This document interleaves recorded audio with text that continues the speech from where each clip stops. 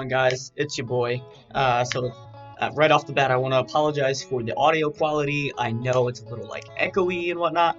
That's because I still have to use the like audio capture, device slash hardware software that actually comes with the PC. I'm trying to make it a little bit better. I got my Bluetooth earbuds in, but like I said before, I'm not currently home, so I can't exactly get a mic and all that stuff. I will be getting out of the military shortly, so I'll be getting it all set up then.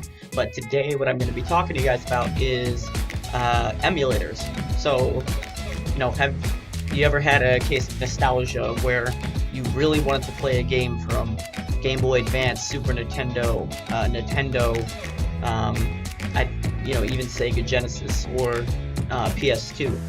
Well, now you can. Obviously, these emulators are going to require a good piece of hardware. So I'm going to show you guys how to actually set that up and get it working. And that way you guys can enjoy those games that you have probably been wanting to play for a while. So what you're first going to do, what I'm going to show you is the different emulator options. So you're going to go to your taskbar. I have it capturing my screen so you can see everything that I'm doing. You're going to bring up Google, and let's say you want to play a game from Super Nintendo. So you would simply type in Super Nintendo, and look, it's right here, emulator. Now you're going to get a bunch of different options. You're going to get something, the emulator zone, that's not what you want.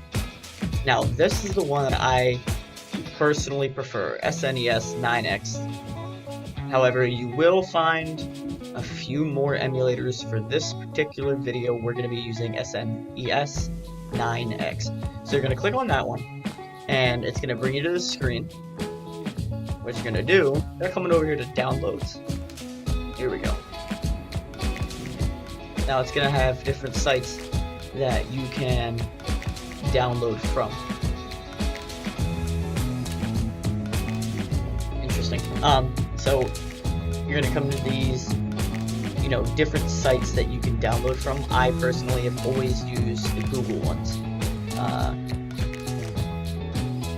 They seem to be a bit safer than others, and you're going to want to pick one that has the source code SNEX, and then you're going to look at the version. In this case, there's 1.4, 1.5, and you're going to specifically look for the one that is compatible with whatever you have, so 64-bit.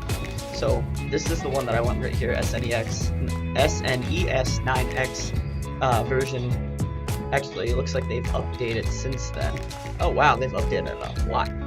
Alright, so SNES 9X 1.60 Windows version 64-bit, because I have a 64-bit like download. You're going to see the download start. As you can see, it's quick because it's typically in a zip folder. Now, for convenience sake, what you're going to want to do is show in folder.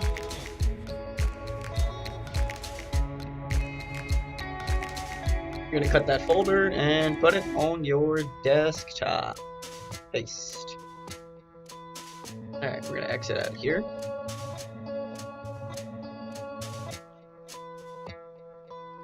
Alright, open up that zip folder. Now from here, you should have a little thing up here that says extract all. Click that, and it's gonna make pretty much a new folder. Your path should look a little something like this. It's gonna make a new folder inside your folder. They'll be named the same, but don't get confused. You need the extracted one. You do not need the zipped folder. It's real easy to change back and forth.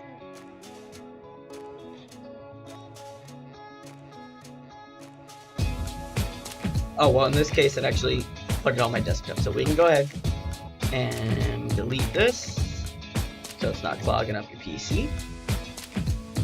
And from here, go ahead and open that folder up. Widescreen is for you guys. Now you're going to see a couple different things in here. You're going to see a BML file, text documents. You're going to see a license for it. What you want to do is the application. So click on application. Okay. DirectX 9 runtime install, and it'll give you a link. So that is a form of software that is I don't want to say compatible, but it goes along with the actual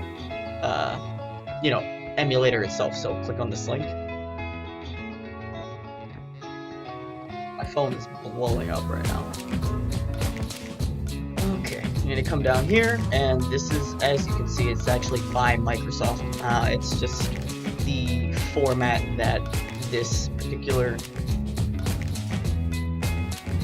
software, this particular emulator runs off of. So select your language, English for me, and then download, show in folder. Now, as you can see, you scroll over, it's going to be an application. So you don't need to copy paste, you can simply run it from your screen. That's going to bring up this, click yes. Totally just banged my knee. Accept. Next. It's going to say install the Bing bar. No. No thank you. Bing, I'm sorry, but you're pretty much useless. You're completely inferior to Google. Get fucked. So come down here and click next, and it's going to install #fuckBing 2019. Installing.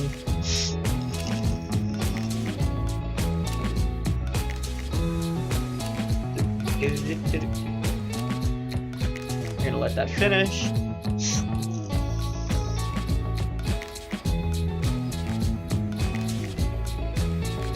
Alright, now once that's done, you can just click finish. Close that out. Close up the screen. And you're gonna go back. Now you're gonna click OK. Now, here is your emulator. Now you're probably thinking, well, Chaz, wow, I expected more.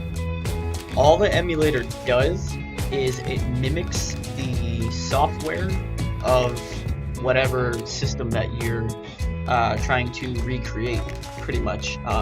So in this case, it's recreating the system requirements and like the data of a Super Nintendo.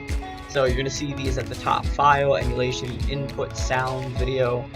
None of that is going to help you play a game at the moment. So what you're going to do, close that out, close that out.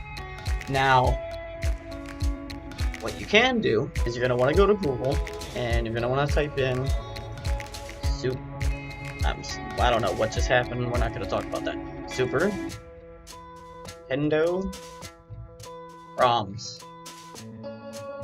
And it's going to take you to a couple places. Emu Paradise is what I used to use. For some reason, a lot of their games are not available anymore for whatever reason, so I don't recommend Emu Paradise. I may have recommended them in other videos previously. Not anymore.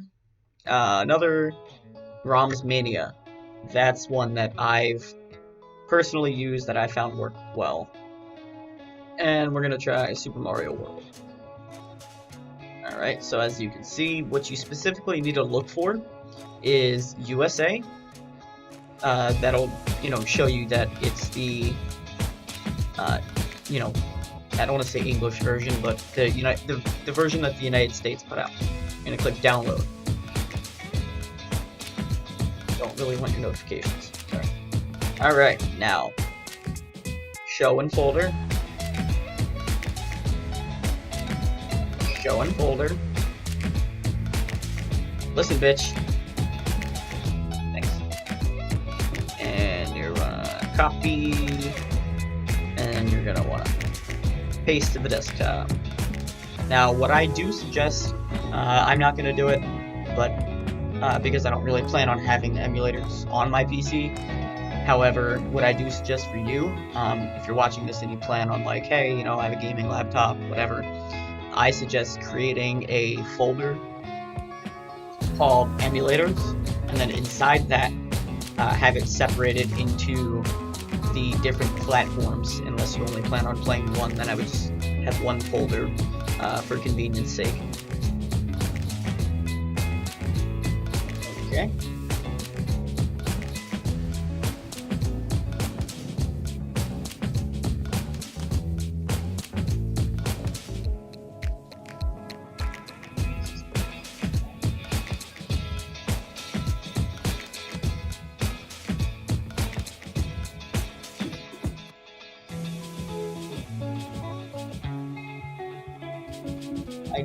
not recommend downloading any form of add-ons that come along with any of these, while the actual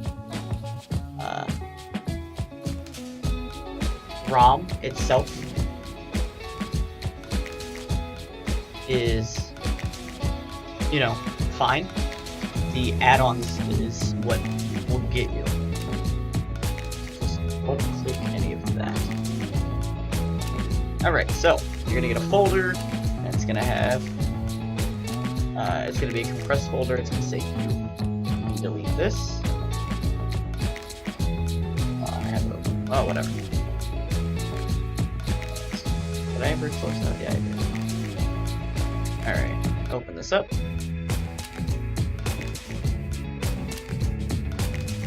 In SNDX. Voila. Nostalgia. So now you're probably wondering, well, how do I play it? So, here's a cool thing about the SNEX that you may not know. So what you can actually do is you can take a regular Xbox controller and you can come up to input configuration. Now, what I find you actually look up a picture if you're not familiar. Here they provided it to you, but excuse me. What I would do is I would look up a picture of the controllers. So for the next one I'm going to show you, the PCSX2, it doesn't actually give you a picture of the controller, and I haven't played PS2 in a long time, so it gets kind of hard for me to remember, you know, exactly, you know, what buttons go where. But in this particular situation, what you're going to do is you're going to click on, it should be already on joypad 1. You're going to plug your Xbox controller, your PS4 controller, or even if you have one of those Steam gaming controllers, you can use that as well. You're going to click on whatever, you know, button that you're trying to use. I'm sorry, I drew like a blank there. And you're going to flick it up. So for this particular button, so I clicked on up, and you can't just leave it as is. You actually do need to do this. You're going to click on up, and then you're going to flick it up, left on the directional pad. Same thing. You then click on this, left, right, down, and then you can also do that for keyboard as well. And then you'll be able to play it from there. Now I'm going to close this out, and I'm actually going to put these in my outbox since I don't actually plan on using it. Don't get me wrong, it's a great game. However, I do not have a gaming computer anymore, so that's going to be for the Super Nintendo. So for the second part of this little tutorial, it's going to be a bit more difficult. So keep in mind the security protocols that went along with games after, you know, a certain amount of years. Back when they had like Super Nintendo, they never, you know, they never really expected like, hey, you know, later in the future people are going to be able to download our games from like a massive website, or, you know, they never planned for any of this. But as the years went on, they, you know, kind of started to realize like, hey, this is how things can be done. So keep in mind, the newer the game that you're trying to download, you know, as far as like platform-wise, the more it's going to go into actually getting it set up. But for the next one I'm going to do is the PS2, which was my favorite. So you're going to go to Google and you're going to type in PCSX2. And you're going to look for this emulator right here. Now this is a open project, and it's constantly being worked on, updated. So there's always going to be new, you know, updates and versions. So you're going to look for the most recent version that there is. So you're going to go to download, get PCSX2 here, releases, latest stable releases, and then you're going to look and see if what you have is on here. So I'm going to go to Windows, and you're gonna click the first one that's compatible with, you know, whatever it is that you're using. So PCSX2 1.4. Let's see. So try to not get one that's going to need any add-ons for you to use. So as you can see here, you'll need the Visual C++ 2015 x86 redistributable. You don't want that. So you want one that's already full, you know, packaged. Then you click download. Pretty sure I hit the button. Fucking do it again. Alright, so you're gonna see it pop up. Bottom of your screen. Once again, same thing. You're gonna click show in folder. And this is just the application file.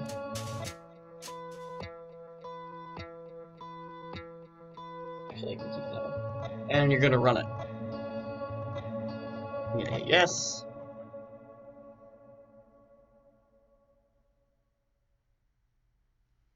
Alright, so here it's asking you check the components you want to install and uncheck the components you don't want to install. You know, it's self-explanatory. Now, the reason, so you're gonna see in here PCSX 1.4.0, that's the current you know, version of the software. Start menu shortcut, desktop shortcut, DirectX web setup. Now you're going to see the Microsoft Visual C++ 2015 in there, and I know I said that you didn't want that in the other one, but let me clarify, go back and clarify a little bit.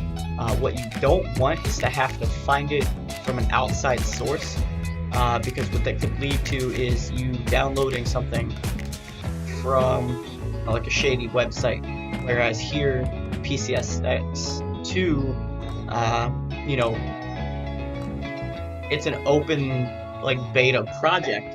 However, the people that started it, you know, originally working on it, the ones that run the website, and they actually go through and they scan all of these files that are uploaded to make sure that there's nothing malicious on them. So I would prefer that you guys download, you know, a full packaged one versus you know, that's already been scanned, versus having to go and, you know, try to get an add-on from somewhere that may or may not be you know, malicious. So you can leave everything checked and you click next, and you're gonna see here it's gonna install it in your program files, your 86, and then that's where you're gonna be able to find it. So you're gonna click install.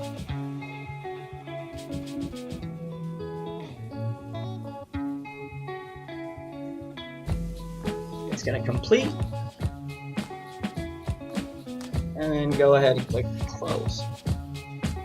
Now, when you close everything out, you should find a little icon like this, PCSX2 1.4.0. It has the data chip kind of logo, and so you can already see that Windows is, you know, seeing it as a game because it asked me if I want to record.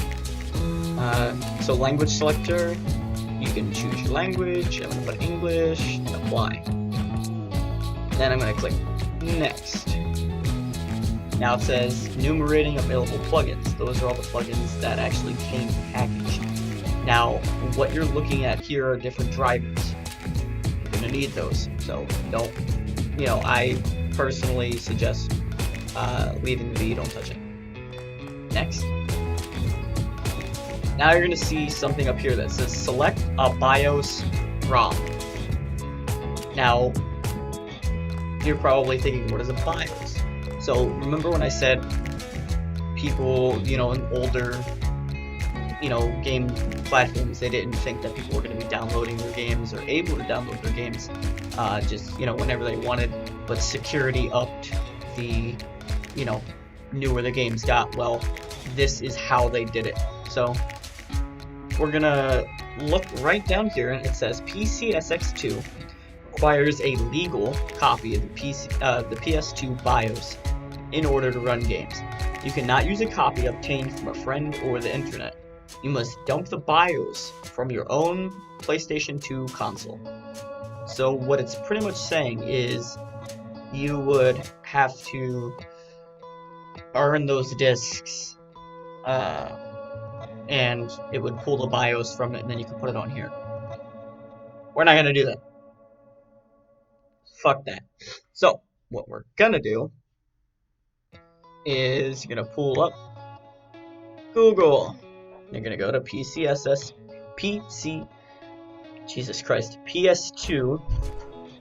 BIOS.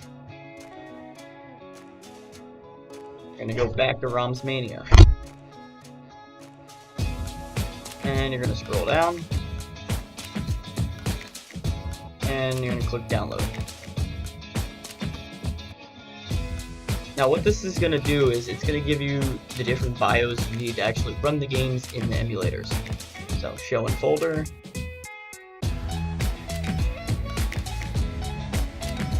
Show in folder.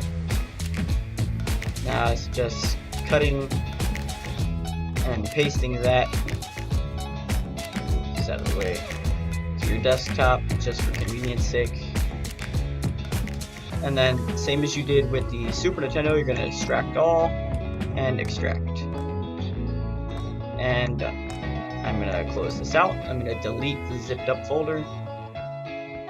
Now what you're going to do is open up the BIOS. These are all the files that you're going to need.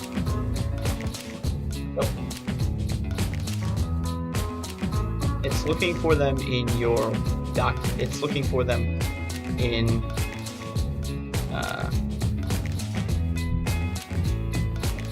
documents. So, can do, once it's extracted, cut it, and then you can actually place it right where it says it's looking for it. So, you're gonna open up, I'm gonna personally open up my OneDrive, my documents, and then I'm gonna go to the BIOS folder, because this software comes with its own BIOS folder. OneDrive, Documents, PCSX2, BIOS. I'm going to paste this in here. Now, I'm going to see if it'll simply find it that way, or, yeah, it's not. So what you're going to need to do, take everything out of here, cut it, because it's only going to read the files, paste it, and then I'm gonna delete this shit. Alright. Now, refresh list. Bang. All of a sudden you're gonna see BIOS ROMs pop up. You're gonna have two for Europe, because there were two different versions. As you can see, there's version 1, version 2. You're gonna see one for Japan, and then one for USA. And what this allows you to do is download games offline and pretty much use them. And then you're going to click finish. Oh, so I forgot, you actually have to click the one that you're going to be using. And then finish. It's going to open up a program log, which tells you pretty much everything that's going on. So you can see plugins, shutdown successful, blah blah blah. You don't really need any of that. So here you have your emulator. This is the home screen. Now it kind of works almost the same as the SNEX does. From here, it's real simple. I suggest doing this first. You're gonna go to your emulation settings, and oh nope, that's after. My bad. Go down to controllers, pad. Now LilyPad, I believe, is this actual controller that they set this up for originally, so that you could just click it, it would set up itself, but you don't have to use that. Once again, you can use you know, a PS4 controller, you can use an Xbox controller, or a Steam controller, whatever you want to use. So click on that. You're gonna open up this, and you don't really have to worry about too much in here. What you're gonna do is go to pad 1, and then, like I said, for the, like I mentioned in the Super Nintendo, pull up a picture if you're not familiar with the actual layout of the PS2 controller itself. Now what you're going to do is going to click on these, and you're actually going to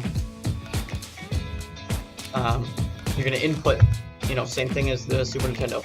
So D-pad up, you're going to click up on your D-pad, and you're going to do it for all of these, and you'll actually see these all change based on what you press. So as soon as you press it, it'll actually change these selections. In your case, you would actually hit apply and then OK. Now let's talk configurations. Plug in BIOS selector. Let me actually run you through that real quick. So what you would do if you wanted to play something from Japan, you would have to go into your BIOS and you would have to select Japan. I'm going to leave it on USA, it doesn't really actually matter for me. But that would be how you switch between the games. So you can download Japanese or European versions. I find using the USA versions are a lot easier and easier to understand, but that's personal preference. Okay, configurations, emulation settings. Now, in here is where you'll find different ways to tweak and fine-tune your game. So one thing I've seen that helps in certain games, two things, game fixes. So if you're trying to play a specific game and it's buggy, unclick preset, enable manual game fixes. So you can specifically select what exactly you want to load and not. Speed hacks. Now this will actually speed up the processing of the game itself. It has it exactly at what it recommends. However, some games work better when you speed it up a little bit. For now, you're going to go into EEIOP. I typically leave it on recompile and then chop/0 or nearest. And then clamping mode, normally I leave it at full. VUs, chop 0, you're gonna leave it at chop 0. Clamping, you're gonna leave it normal. GS, disable frame limiting. Now Reboot says useful for running benchmarks. Whenever you're trying to see, okay, let's see how this game is actually going to run, press F4 in game. It'll actually select this option for you, and it'll run it. That way you can tell, okay, is this game actually going to run? Now, keep in mind, a lot of games they're not actually set up for this emulator just yet. A couple of games I have run on here, Matrix Path of Neo, one of my favorite fucking games as a kid on the PS2. That ran pretty well until I started messing with the settings and putting it to other games. What I suggest you do is when you find the perfect settings for a particular game, if you know you're going to play that game again, do a print screen and save that picture in directly where the actual emulator file is. And it makes it a lot easier because you may have to have different, settings for different games. And if you forget what they were, in my case, you're going to spend months trying to, finagle with all the different settings that there actually are, and trying to get that back. But yeah, I've run Matrix Path of Neo on here. I've run Batman Begins for the PS2. I've run Devil May Cry, Dante's Awakening. I've run Lord of the Rings, Return of the King. Epic game, loved it. Yeah, I've run a bunch of different games on here. Now, like I said, they're all going to take different settings. So, if you guys want to see any other particular emulators, there's a bunch out there. You guys can let me know, or you guys can, do some research yourself. But there are emulators out there for Sega. There's emulators out there for Atari, for regular Nintendo, Nintendo 64. There's emulators out there for GameCube, Wii, and they all work really well. I've actually, one of the great things I love about the Android is you can really get creative with how you use it. I used to run a GameCube. It was actually a package application. I don't exactly remember what the name was, but on my Android, I was able to run a GameCube, Super Nintendo, and Game Boy emulator, all in one package. That required a little bit more work, obviously, but it was great. Like, I could be out waiting for the bus or something, and I could be playing Legend of Zelda for Majora's Mask, and just on the curb. It was great. So, if you guys like the video, you know what to do. Till then.